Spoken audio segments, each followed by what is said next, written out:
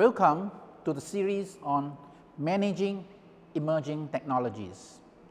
We have heard about many technologies coming onto the market due to the advanced research and development. Every day we hear something like robotics, artificial intelligence, blockchain, metaverse, NFT, and you start wondering, how should I analyze? How can I understand? And how can I apply in order to leverage or exploit these technologies for your lifestyle and for your business, and also for innovations. So today I'm going to introduce you this whole series of emerging technologies management. The four topics that I'm going to cover is the S-curve, otherwise known as the technology development life cycle, the hype curve, the chasm, and the ecosystems. Now, about the S-curve.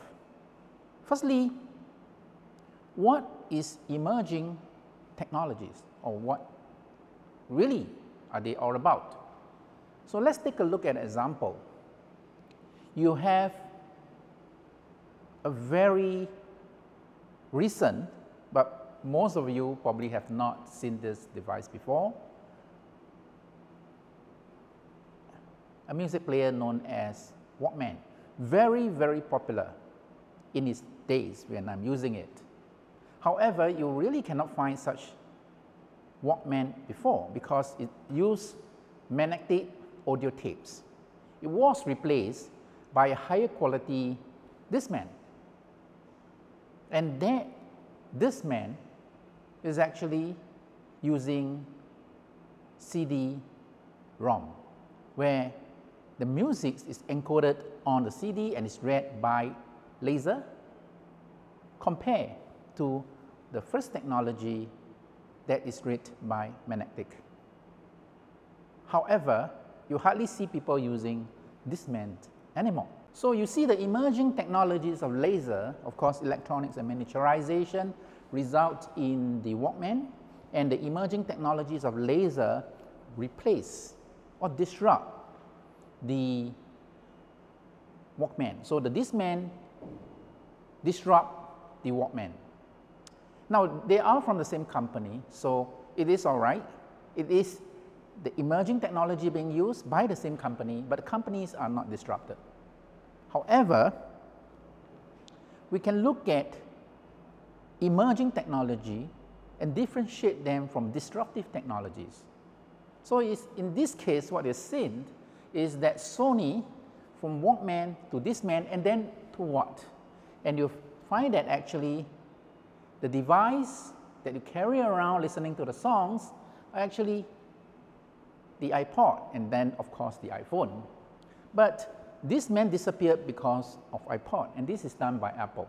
And this is an emerging technology using what we call the MP3 player or MP3 technology, and it actually disrupts Sony. So disruption and emerging technologies quite different. Emerging is technologies that actually is going to come out, but disruption means it's disrupting the industry. So how does emerging becomes disruption? And that's a strategy, and that's something that we want to pay attention to, because we can identify an emerging technology in biotech, in space, and see how we can disrupt the existing players. All right, the traditional story is about digital camera replacing the film-based camera, the Sony, the Canon replacing the Kodak and Fujifilm. And this is a huge industry. And obviously, the people running Kodak are smart people. However, why can't they transit to the emerging technologies of digital, which disrupt their industries? And this is something that we want to analyze. Now, the most recent example that everybody is familiar with is WhatsApp versus SMS. It's a very current example lasting less than 10 years, where you can see that SMS start its usage in the year 2000, but it was sort of disappear by 2013. And that's where when WhatsApp comes up and really overtake it. So the emerging technologies of messaging. And SMS is residing on the technology of telecommunication, while WhatsApp is residing on the technology of internet and software applications. So this is what we call OTT, over the top applications, and that SMS is sitting on the telecom infrastructure. Emerging, but completely disrupt the industry and runs into billions of dollars being taken away from telcos. And this is a big thing, all right? So telcos really have to understand emerging technology and how it's being used to disrupt their industry. Well, closer to us, we have the iPhone versus Nokia. Well, is Nokia touted to be the largest phone manufacturers, intuitive, easy to use, but it is what you saw, button-based. It's still very human-centric, but you use buttons. But however, you transit to the new industry, the emerging technology is touch screen versus button. So a touch screen technology well exploited by Apple and the others like the Samsung basically killed Nokia. Well, in the micropayment industry or in the front-end payment industry, we know that we have now moved into using cashless systems, using QR code and other stuff or barcode to replace cash. And increasingly, you can see that in certain society, particularly in China, especially also now in Southeast Asia, that people have now gone cashless. And with the pandemic in its rage, a lot of people prefer cashless rather than using cash. So QR code becomes part of everyday life. So who are the disruptors in your industry? That's where you really need to pay attention. Who is coming to take over your market share? And what are the common reasons for such disruption? So we'll go through some of them. Now, McKinsey and many other consulting houses will periodically look at what they call disruptive technologies. And these are technologies that are going to emerge probably now or in a couple of years' time. And you pin out all the possible technologies that you can actually identify for you to use to disrupt others, or at least identify who is going to disrupt you. So where is the emerging technologies? And we are looking at, really it's difficult, but how to predict it? Metaverse, digital twins, NFTs. Who will, in his mind, except for a few groups of people, look at NFT and say, hey, this is like become mainstream for the arts collection, for artistic pieces, right? We look at flying car, which is coming in a couple of years' time. We look at space tourism. Well, now it's for the very rich, right? 20 millions, go to the International Space Station, sitting on a SpaceX crew vehicle, on the Virgin Galactic, on the Blue Horizon. So would the price comes down to disrupt the tourism market? That people, instead of spending time in Himalayas or certain mountains, decided to go to space? Well, just imagine, or at least we note that when we take aeroplanes, the tickets in the 40s, in the 50s, in the 60s are so expensive, and now we're budget airline.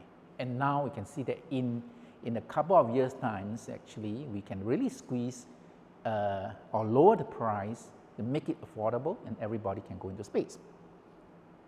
Pandemic vaccines development is also something that is well driven by circumstances, and it will emerge, and we can identify that it will become part of the very important landscape going forward.